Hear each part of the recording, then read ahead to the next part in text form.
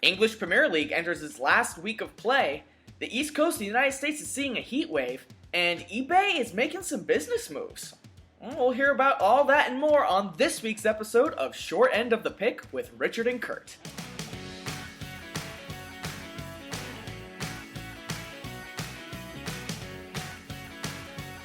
Hello and welcome to Short End of the Pick with Richard and Kurt. Hey, if you haven't already, make sure you go down and hit that subscribe button. Stay up to date on all we're doing. We've been away for a while, but we're back at it again. Oh yeah. Go ahead and follow us on Twitter at podcast SEP. That's at podcast SEP. You can't miss it. We always post up to date stuff. Oh yeah. And we try and put our picks there. We're going to do some picks here, and we're going to maybe see if you guys want to throw some picks in too. So get ready for the comment question of the day about halfway through here. We'll see what you guys are thinking about English Premier League soccer picks. Yes. Hey, Kurt, how's it going over there, man? Pretty good. It's been a while. Yeah. It's been a while, but I'm really glad to be back. We gotta get back into the routine, man. Yeah, it's been a couple of weeks. I guess mostly because I was on vacation. I took a pretty prolonged vacation there for a little bit. Yeah, I went out to see Yellowstone and see all the animals in our great national Out park. west. Yeah, that's the oldest national park in the U.S. Did you know that? Is it really? I didn't know. That's what I understand. They got all. See, now you know all these trivia things. Yeah, they got all these buffalo and deer and wolves and bears and stuff, dude. You can see all kinds of fun wildlife out there. Well, I think you make a good point. I think there might be a couple people that might tune in now that we're back after a while. So make sure you subscribe and follow along, man. Yeah, they got it. Otherwise, if they're not subscribed, they can't stay up to date on all we're doing. And if you're not subscribed, then you're just missing out. Yeah, prolonged periods like this, you might miss out on the good stuff, right? All this news we're about to go over. Yeah. We got some interesting stories, right? We got a lot of fun stuff going up, and I think we're gonna kick it. We always pick the most interesting stories. Everyone hears all the news and politics. No, we do the interesting stuff. Not here. We're gonna go straight into the fun stuff that always gets stuck right into the back of the queue. Oh yeah, no one ever pays attention to this world's strongest material. Yeah, right? And we'll kick it off. Whichever one you want to do first. We'll kick it off with that. That's a good one. So apparently they found the world's first human forged strongest material. It's non-cuttable. So let me read the headline. Non-cuttable material. There you go. Yeah, the first non-cuttable material in the world. Proteus is what they're calling it. Could upgrade bike locks and armor. I don't know why. I'm not for bike locks in front of armor. I'm not sure about why they went straight to bike locks. Yeah, but I mean, to be fair, I've had my bike stolen. How about just locks? Like locks? I mean, bike locks is kind of a particular thing. This is a story from InterestingEngineering.com. It starts off: researchers claim. You never want to hear that kind of phraseology to start off with claim. But researchers claim they manufactured the world's first non-cuttable material with a mere 15% steel density. So that's pretty lightweight, actually. I don't know what that means. Oh, it's 15% density of steel. Okay, that makes sense. Yeah. Is that what that means? Yeah. 15% of steel's density. Okay. And yeah, so, that's pretty light. Yeah. And so apparently they used some inspiration from nature, I guess. Grapefruits, I'm seeing. Yeah, I'm seeing grapefruits as well. How are grapefruits uncuttable? I don't know, man. They figured it out. It says the cellular skin of grapefruit, in addition to rock hard, fracture resistant aragonite shells of mollusks. So I can see shells, yeah. I think this has a but lot not grapefruit. I think if this is actually what they claim it to be, because it says claim at the top of the article, so I'm going to take this with a grain of salt. But if it does what they actually claim it to do, I don't see why this couldn't be potentially revolutionary in all kinds of industries, like vehicle, like I imagine that in cars or in skyscraper. I mean, but the thing is, they always find materials like this, and it's like, oh, but we can only manufacture like 2 tons. That's the whole world supply. Yeah. Oh yeah. By the way, it costs like $10 trillion to make just this 1 gram. Exactly. Yeah. So hopefully that something cool will come from that. But yeah, it's pretty interesting. Yeah. Scientific discoveries on the way. Yeah. You won't hear that in your standard television series. And what do we have? Also, we got like a typical heat wave in the middle of the summer here. Yeah, we're scooching right through that. Do you have the story open by chance, man? My computer decided to do a little reset on that page. Ye- But I mean, I've heard about this before. It's like an eastern heat wave. It seemed like we didn't have, or it seems like we had one not too long ago that wasn't maybe as severe. Yeah, I mean, I heard about it, a couple of days ago, but it was but I think that a lot of people were kind of not entirely sure how it was going to impact, but it was apparently like really. It's apparently supposed to be really, really bad. I'm trying to look at the dangerous levels of heat has reached dangerous levels, all the way up from like North Carolina down into Texas. I think they said with heat indices of 105 to 110. Yeah, that's what I was gonna say. It's in the over 100 range, which is where it starts. Which is where it starts to get kind of potentially bad for people. Like you walk out in the heat index of over 100 degrees, and your body just releases all of its water. You know what I mean? Yeah. I feel like we've had totally covered in sweat. I feel like we've had 105 heat indexes here for the last like 3 weeks straight. For sure. Well, but I could totally see that because it's been miserable. But I mean, I guess at a certain point, especially if you're not expecting it, if you're in North Carolina or something. Yeah, it's a level of like the humidity and the heat combined down here that's really, really costly as far as just not feeling good to be outside. But yeah, they say that 70 million people live in the area impacted by it. So along the East Coast. That's quite a significant number of people. I think that this could potentially be pretty costly as far as just like getting. I think we talked about this once before, and I'm going to kind of transition the conversation here a little bit.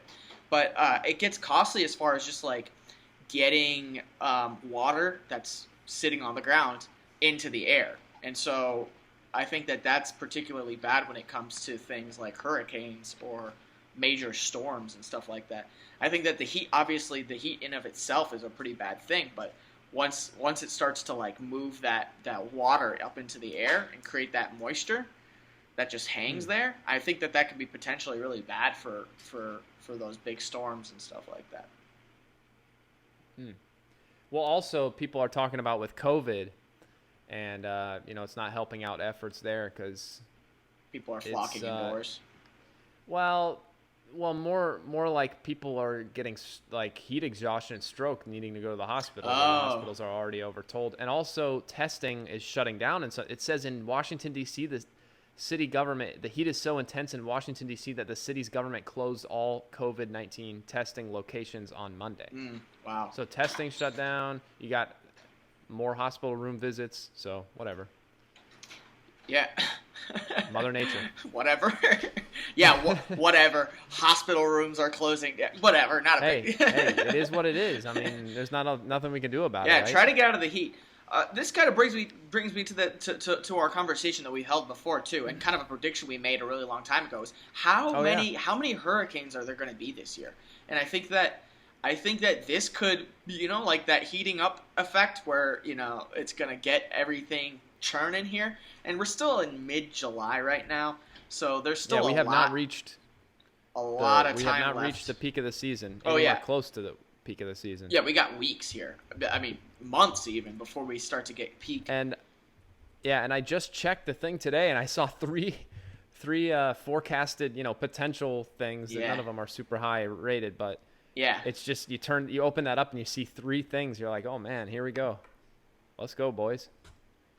I want to see how many we're up to because I think I said that we would have more than 18, which is quite a lot. Yeah. But we're already through. I'm trying to find out what we're already through. Yeah. 1, 2, 3, 4, 5. So we're already through 6. Wow. And we're not even close to the. And we could potentially be getting unnamed ones. You said there's 3 in the Atlantic. I saw that that one's going into the Gulf. It's supposed to get the Gulf of Mexico. The Gulf of Mexico. Is supposed to get favorable conditions. Maybe we could see a little tropical storm or something from that. And then the other one's out in the middle of the Atlantic, so there's going to be so much time for it to get to the Caribbean, and then it could right. Like it's 20% now, but we already know it's more than 5 days away from the Caribbean. Yeah. So there's all kinds of time for that to do anything that it could possibly do. So. It'll be interesting. We could see 2 back-to-back right here, and then boom, there's your number. Now you're only within 10, and we're not even into September. So interestingly, none of them have been hurricanes. None of them have reached hurricane strength. Mm-hmm. All 6 have only been tropical storms, which is typical. But anyway, that's our interesting news for the day. Yeah. You want to move into sports now? Yeah. So I think we're gonna kick it off with the sports news headline, which is now correct me because I'm gonna butcher this. What is a French word? Ballon d'Or. Yeah, the Ballon d'Or. Oh, okay. I kind of was pretty close. You're close. Yeah, that wasn't too bad. You were calling it like balloon. The Ballon d'Or. The Ballon d'Or. Ballon.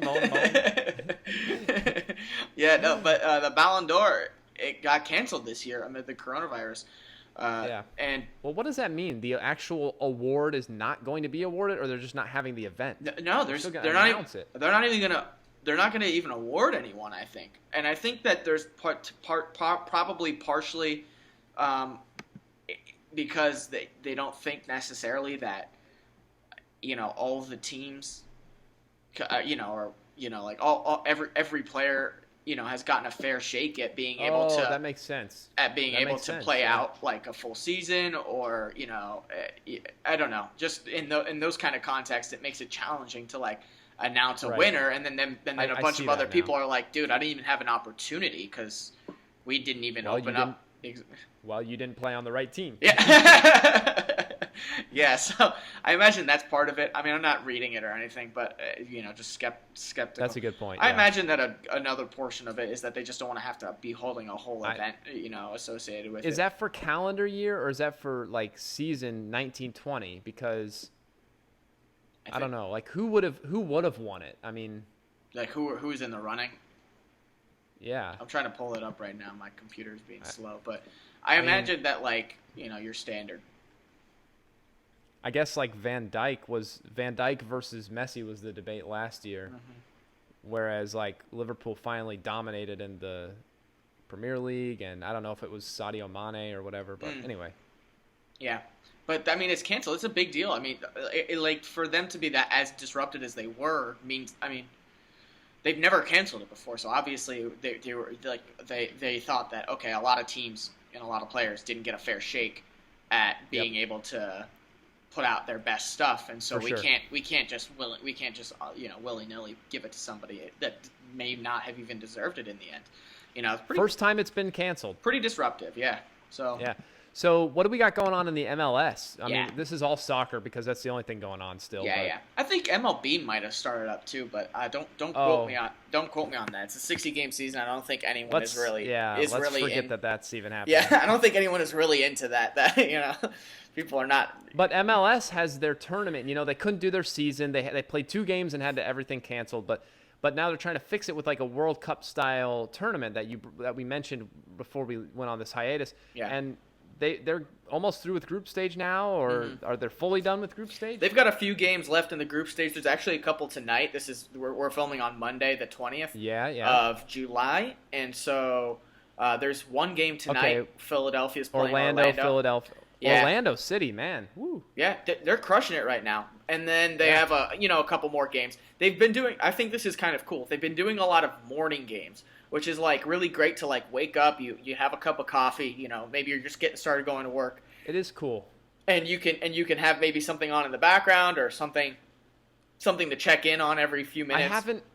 I watched the night ones, and those were really stinky. I mean, I was watching them when I guess they were first coming through, and the players were limping by halftime. They were all done. Yeah. It was bad football. But, it seems like the morning games seem like a good idea. Yeah, but who do we have? I mean, who are our leading like Orlando and Philadelphia are doing good. Toronto and New England, it looks like, are going to, maybe we don't know who's going to go through there. So right now, only a couple of so there's groups A through F, four people to a group, just to kind of give the rundown again. And that they kind of changed some stuff up because a couple of teams dropped out.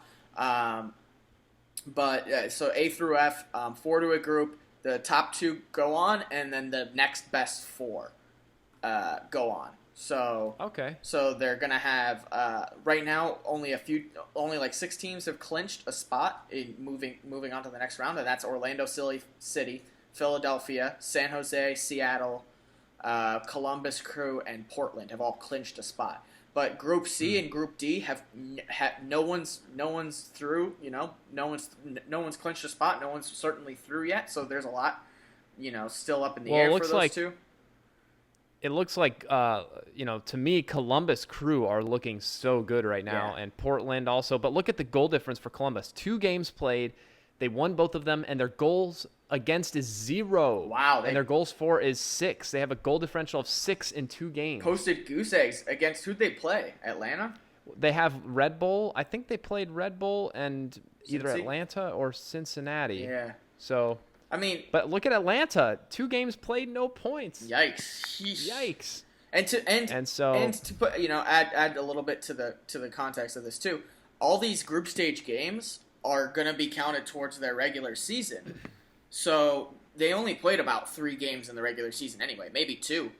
And this in determining, you're talking about CONCACAF Champions exactly League. CONCACAF Champions League, and just general standings in the regular season. Because they give a cup. Yeah, they give a tournament cup, and then they give a table cup. Yeah. MLS gives 2 different championships. Exactly, and so this is like, okay, you come back in, you have an opportunity to put half of your games up as W's, or you kind of have a very select number of teams that you're playing, so this changes your opportunity to potentially move up on the table and stuff. So it's just a weird year. I mean, you're gonna have some coincidental stuff where, okay, that was a tough group you were in, or that was an easy group, and so also like you said, man, a bunch of these players are coming off of having had not done a lot for months, so it's not competitive football. It's not like soccer. It's not like the soccer you've seen in the past, but still something to keep an eye on, and it's worth watching because it's kind of fun, and it's tournament style. I think tournament style people can get really into. It's really exciting. So I'm watching my team is Orlando City, so I'm going to keep an eye on them and watch their game later this evening. And EPL is coming to a close. We have a couple games left. We have a few games left for week 37, but also, but then on Sunday coming up is championship finale day. Yes. Championship Sunday. And what that means. We got a couple games that are, they're really, there's a few teams right in there for Champions League, Europa League, all navigating. And, there's still one relegation spot that's pretty much up for grabs, or up for avoiding, rather. Yeah. There's 3 teams with 2 spots that are going to get relegated. So Watford's in the comfortable position, but you got Aston Villa and Bournemouth who can get relegated, and Watford, all 3 of them. And then, from Man United all the way down through, I would say Tottenham, I guess, or Arsenal, everyone can qualify for Champions League and then Europa League too. So it's going to be a good finale. Oh yeah, it's definitely a tight thing. So I'm looking at the table right now. This is not including any teams that still have a game this week, the week 37. And so it looks like, I think we should get a little depth, just who to look at, which teams to look at. The best I'm seeing is right now Chelsea in third with 63, down to through Leicester City and Man United. Those 3 right now are battling it out between third, fourth, and fifth to basically not have to do in Europa League. The top 4 since Man City's. I don't know if we discussed this. I think we might have. Yeah, the ban was overturned, now Man City's in. So now it's top 4 are Champions League, and then you've got 5, 6 that are guaranteed Europa, and number 7 is dependent on if Arsenal win the FA Cup or not. Okay. They could also possibly get into Europa League. Okay. If Arsenal doesn't win the FA Cup. So, but that's how it shakes down. But yeah, you're right. Leicester, United, and Chelsea still. Things can happen to where any of those can be Champions League. Yeah. Right? Yeah, it's still pretty high stakes football between the 3 of them, especially since Chelsea's playing Liverpool next, and then after that they play Wolves, who have something to lose. Go ahead. But Leicester had a position on all these teams. They were a clear second for a while. They were certainly a clear third for a while, rather, and they had distance between them and 4th place and so on. But they've collapsed towards the end of the season since the restart. Tottenham just beat them bad, and that's a game that they could have at least made a statement to say we're going to close strong. But no, it doesn't look like they're very hopeful. Although they could still turn things around, and last couple games here, I guess they could squeak in depending on how things shake out. That's true. People are saying that Man United is looking very impressive. Chelsea certainly looks impressive. I think Chelsea's the real number 3. all things considered, I think United is the real number 4. Yeah. But we'll see. Yeah, like you're saying, there's a lot left to shake out in these last couple of games. Chelsea still got an extra game to play against Liverpool, and that's not going to be an easy win. But if they can get the win, then they can kind of secure their place in Champions League. Yeah, even a point. I mean, who knows? Yeah, just 1 point can change make the whole difference. Because Chelsea certainly have the toughest, 2 games left. Right? Yeah. Oh, for sure. Because Wolves are not an easy. No, yeah, that's not an easy team to go get points against. Yeah, it's not a blow-through team. I mean, granted, Chelsea's playing at home when they play Wolves in week 38. Yeah, Wolves still are fighting for 6th place to try and get. Yeah, they have just as much to lose as, if not more, than Chelsea. I mean, Chelsea could potentially go, 5th place and then get relegated to Europa League, but. That's not that bad. I mean, Europa League, at least that's something. I mean, Wolves are fighting for their lives right now. And now if you're looking at, between whoever doesn't make it, there's one of those 3 teams not going to make it in Champions League. Probably Leicester. Let's just say it's Leicester. Mm-hmm. And then you have Wolves and Tottenham, and those 3 teams are fighting for 5th and 6th place. Exactly. One of them is going to get 7th place. Mm-hmm. I don't think Arsenal can come back. I mean, Arsenal, Sheffield are out, right? I mean, those teams are pretty well out. Yeah, I mean, they a lot of those teams have already played their week 37, right? And even if they were to pick up 3 points, it doesn't put them close enough to catch up. So you want to clinch Europa if you're Tottenham or Wolves, mm-hmm. And so, but Wolves, they have to play Chelsea. Tottenham get to play what? Crystal Palace or something like that. Yeah. They got a little bit of an easier go at it, but looking good for Tottenham. But they still need to win. Yeah, they can't drop points, otherwise they might find themselves in 7th place. Oh yeah, trying to look at a Europa spot. So anyway, very tight. And then I don't know, what else do you want to say? I don't know. Like you already went over the relegation stuff. So yeah, let's go right into the picks this week. Or sure. I should say for our Sunday matches, which is week 38. Yeah. Okay. Yeah. And again, those all start at 11 a.m. So there's no chance of anyone going, oh, let's just shake hands and like if right 11 a.m. Eastern. Yeah. So that'll be fun to watch. All right, game number 1 this week is going to be Leicester at home versus Man United. So we were just saying how how those 2 teams are battling it out right now to get that 4th place spot, assuming that Chelsea can maintain that third place spot. So this is a really high stakes game for these 2. They have the same number of points. They're really, really close in as far as their goal differential is concerned. I think that's the next level down that determines where they're gonna what the next level of how their table shakes out. So I mean, these 2 teams have a lot to lose, and I don't think either wants to go in and draw. So one of them is going to come out with a W. Hopefully, we can see a really good game there. Any thoughts? Okay, Dick's picks and Captain's log. Well, I'm not going to give you my thoughts until we make the pick here. Oh yeah, that's a good point. Do you want to do the? Okay, yeah, we'll do our first pick. So I'm going to go ahead and give my first pick, and then I'm going to trust that you Dick's aren't going to do. For, I got it. Dick's picks for the first game of the week is going to be Leicester by 1. I know that you're thinking, okay, Man U, you had said it earlier, Man U's probably the better of the 2 teams right now. Leicester's been looking really weak, but I think they got to bounce back, and they're just going to let it all on the field. They're at home. They have to pull some sort of respect together at the end of the season here. So let's see them do it. I think that Leicester wins by 1. That would be cool for them. They've had a great season. It'd be a shame to see them slip out of Champions League at the end. That's true. But Captain's log, I'm going to pick Man United by 1. Yeah, that's a fair bet. I think that the quality is just there. It's just all evidence on the field. Leicester, there's no reason that they shouldn't have been playing, full out the last few games, and we have not seen the quality. So whatever happened during the during the restart, Man United looks really good. Leicester does not. Mm-hmm. And I'll say this: United by 1. I think if we split the difference and then they draw, what is that? What do you think about that? Potentially, if they draw, then that'll be interesting. Yeah, it'll be really interesting. Like you said, hopefully they won't draw because everyone's going to be throwing all caution to the wind at that point. I'll throw this up there real quick too. If Chelsea loses its last 2 games and Man United and Leicester draw, then Chelsea actually falls out of Champions League. And you know what? United has the 2 goal differential, right? Does United have another match? No, I think that it's one left. Right? I think they all have one left. Yeah, Leicester and Man. So United has the goal differential. United would be happy. United would be happy with a draw. Yeah. If with a draw, United's in no matter what. Yeah, exactly. So you might actually get a defensive Man United towards the end of the match, and Leicester could just push all numbers forward, and United sitting back like, if we can just defend this goal, we got it. Yeah.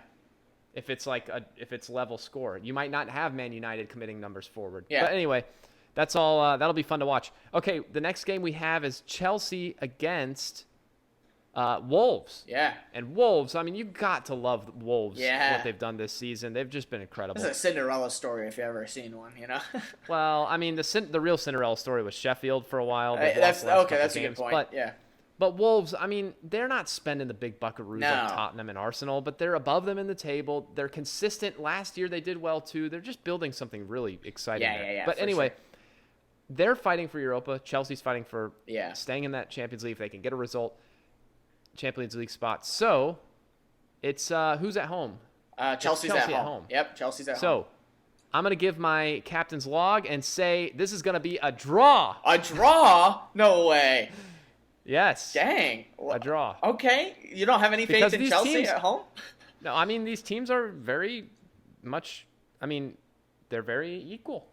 Okay. What can I say? I don't know. I think and Chelsea will be content with a draw. Yeah. And so will Wolves, to be honest. I feel, they're not so content. Well, the Wolves still have to worry about Tottenham potentially winning. True. Wolves won't be content with a draw. But Chelsea will be content with a draw. Yeah. So I think I'm calling draw. They're both going to score a couple goals, I think. I think that's a good call, but I got to go with big Chelsea at home. Dick's picks for this week is Chelsea +1. I don't know. Chelsea's at home, man. They kind of are going to I think it's partially dependent on how they play. If they beat Liverpool this week, then my pick is right out the window. But I'm assuming they're going to lose to Liverpool. Their next game, which is like today or tomorrow or something or it's got to be tomorrow or the day after.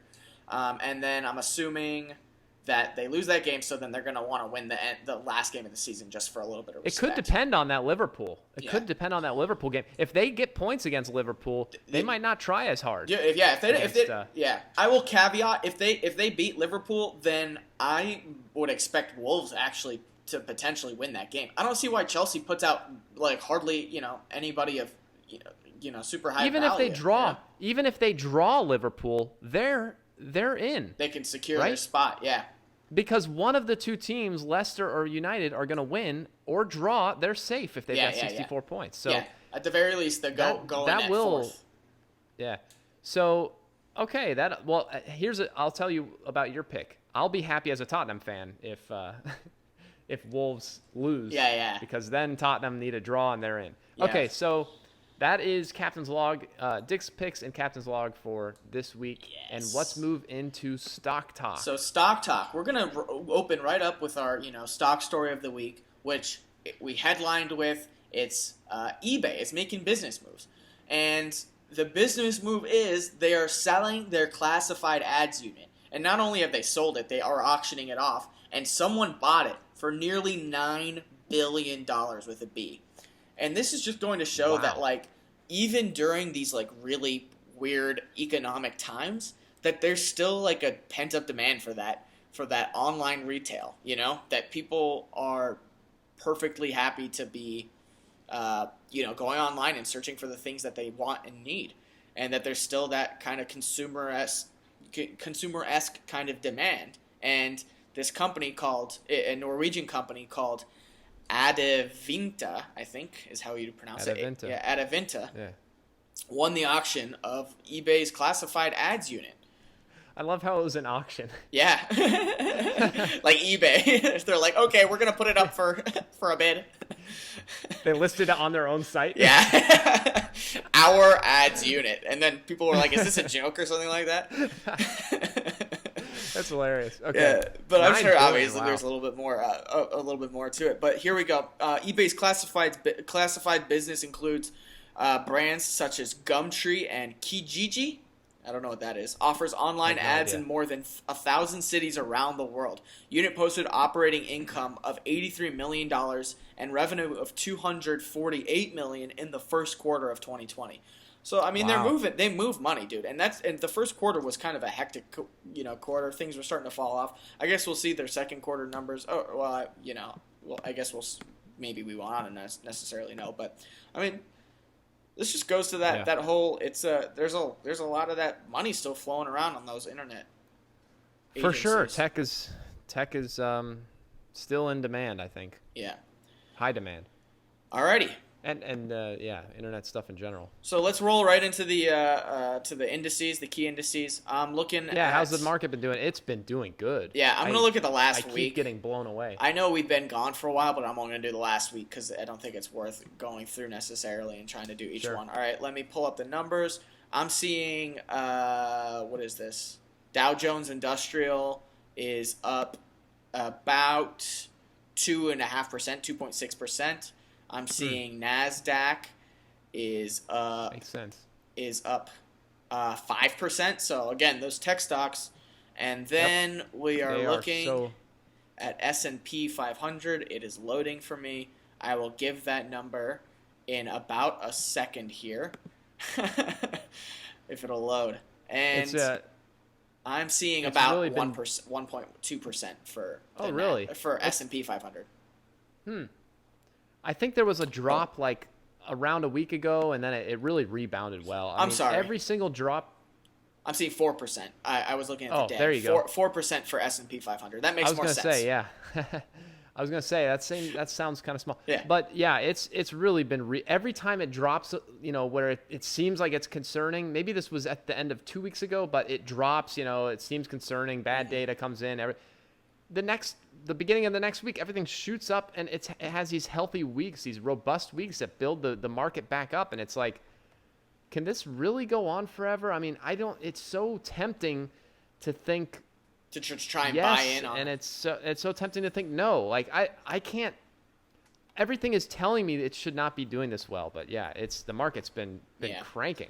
Dude, it is wild. I look at my portfolio a lot of times, and the thing it looks like a heartbeat monitor. If someone just got shocked by 10,000 volts of electricity, the thing's all over the map. I mean, it's bouncing up and down. And I don't know if you can pull this up, but if you look at the S&P over the last year, and 1 year ago when the economy was cranking away like it was, and then given all that's happened over a year. The coronavirus and how the whole economy shut down and everything that's happened with people being laid off and unemployment, and you tell me, and if I told you with all that information, the stock market is going to be 7% higher than it was a year ago, with all that stuff going on, how could you square that? How could all that stuff happen and yet the stock market's 7% higher than it was a year ago? It's ridiculous. I mean, it doesn't make any sense to me. I mean, this goes back to what you were just saying, too. You're, like, tempted to go in, but that you just don't know. And, like, I think these are, like, really optimistic. They're obviously I think that these are, like, hopeful numbers. I think that the market still sees a lot of consumer-type, like, there's a lot of, like, online and information kind of industry that a lot of people that didn't lose their jobs. And the federal government is, is basically overfunding unemployment right now. So it's not consumption. It's not like consumption behavior has changed like that much. I mean, people are still spending money. They're just spending money in different places, And so that's true. And so for the market, they're really optimistic, and the longer time goes on, the more optimistic that they are that something's going to happen. And if something doesn't happen, then the market dips. But then they get news of maybe like a vaccine or something like that. The market goes up. Maybe they hear setbacks in the vaccine market goes. It's just like very instantaneous information dependent, and the market's just trying to be optimistic about that, I guess. But like you said, it's hard to understand how things have been what they've been and are what they are, and that the market still is up 7-8% in a lot of the major indices from a year ago. Well, that kind of brings us into what do we think. And by the way, you all can comment down below as well. This is the number one thing this is the thing that we do every week. This is the comment question we do every week. What is your pick over the next week of a stock that will go up? And you can compare them to what we're gonna pick. But do you want to get into our picks, Richard? Yeah, you can do Kurt's big pick. All right, my big pick is going to be CEL-SCI Corporation. I may have done this one before. I'm starting to think that I have now, but I thought I didn't. You might have. I've heard it before. Okay, it's CVM. I know I've told you about it, but right now it's had a really bad run of late, but it's hitting those bottoms. If you trace the bottoms of each of these troughs and these troughs and crests, if you trace the bottom, the trend of the bottoms of the troughs, it looks like it can't go much lower before it starts going up. So I think over the next week, this one's going to be, it's CVM is the ticker. Excellent. CEL-SCI Corporation. They're a biotech company. I was going to say, yeah, what do they do? BioTech. They do drugs and cancer treatments and I'll stuff have to look into that. I'm thinking, yeah, I gotta look at stuff. I've been gone for a while, you know. I just said at the top, you guys. So I haven't been looking at anything because I was on vacation for a while. I gotta get back into the swing of things here. Yeah, I'm like constantly looking at. Yeah, it sounds like you're keeping on top of things. I've never even heard of this company, and you're out here like, oh, it's about to trough out. I could see that. Well, I mean, I have faith in your see picks. it go. Some things, they become so repetitive. Like if you look at the year to date, for instance, and you look at this stock, it goes up and then it hits a peak and it shoots back down to a trough. Mm-hmm.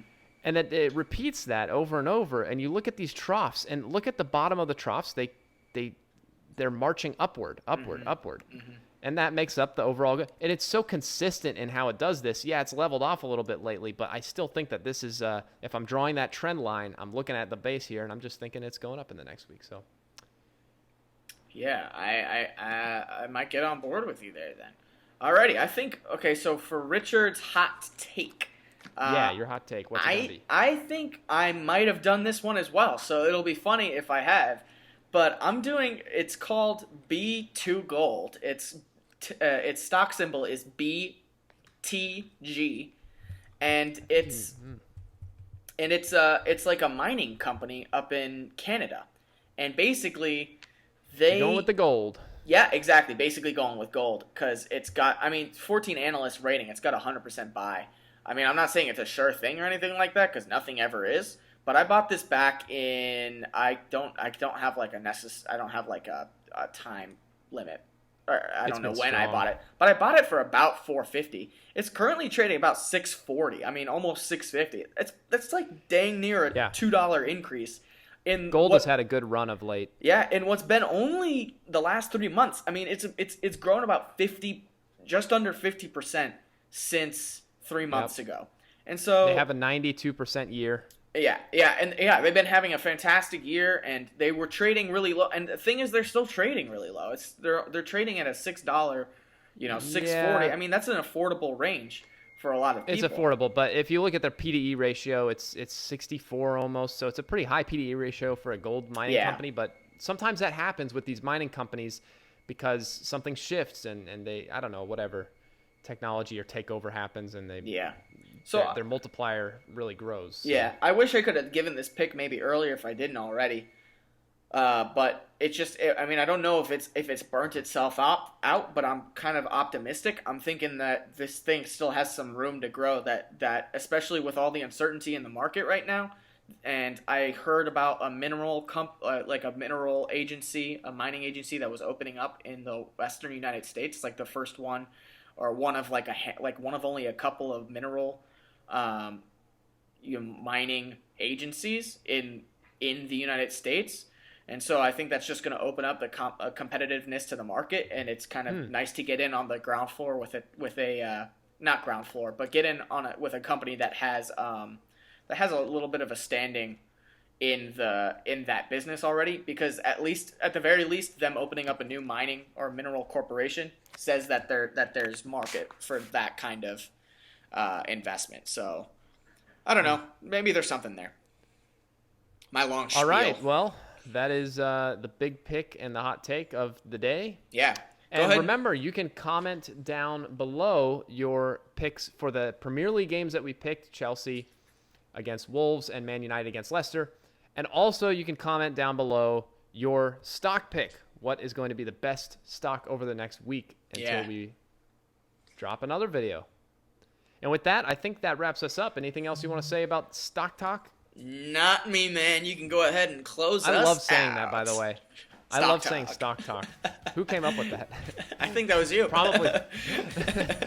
No way, man. All right. That wraps up this episode. Make sure you all hit the subscribe button and follow us along for, so you get all the videos we do every week. And click the like button if you enjoyed the video. Comment your picks down below. With that, this has been another episode of Short End of the Pick with Richard and Kurt. We'll catch you all next week. Until then.